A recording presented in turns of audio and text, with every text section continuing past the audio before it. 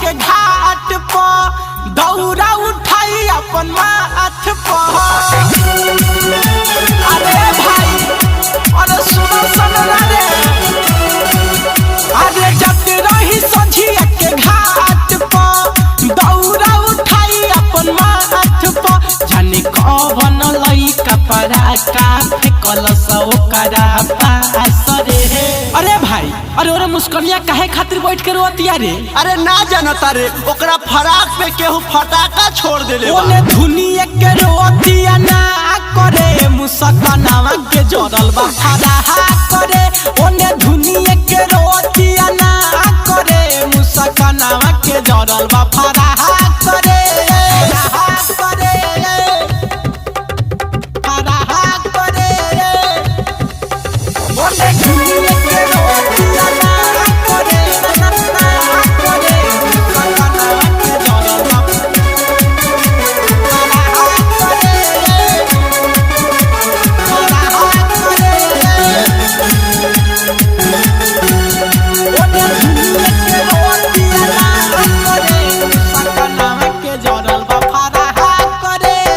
कहतिया रोई रोई रे कौन दिहस जराई रे। ए भाई देख ले रे, कहतिया रोई रोई रे कौन दिहस जराई रे। किनले रहली मौल से मोरा पैसा दिहस भाई रे। अरे बैठल बिया सोग में कपड़ा के अपन वियोग में पीते कइले हे बिया यारबा अपन अखिया लाल रे।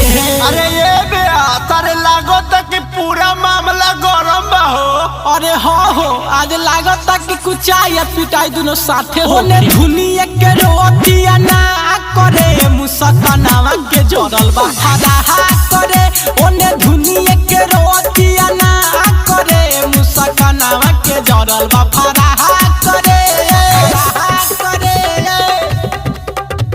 फराहा करे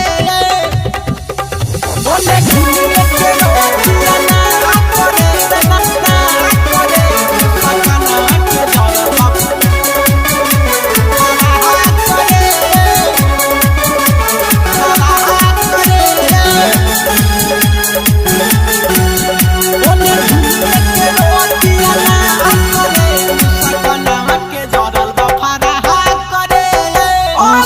के छठ पूजनवा में होई गइल दुख बड़ी मनवा हमें है। अरे भाई सुनो सुनना रे, आसो के छठ पूजनवा में होई गइल दुख बड़ी मनवा में। अब कैसे बिहाने जाई बघाटे सोचे मनवा में। अरे कोहेले बिके बिहारी से लेके चलो अब गाड़ी से। सुनो हमर सुजुकी के माथा पर पड़ल बड़ा कहला फराहा रे। अरे ये भाई अरे तू ठीक कहता रे, लागत कि ओकरो खैर नहीं खे। अरे हाँ रे भाई तू तो ठीके कहता रे, मूड ओकर ठीक नहीं खे लागत हमरा। ओने धुनिया के रोतिया ना करे मुस्कनावा के जोड़ल बा फराहा करे। ओने धुनिया के रोतिया ना करे मुस्कनावा के जोड़ल बा फराहा करे। Mix by Radhe Krishna digital recording studio Godhiya Vaishali.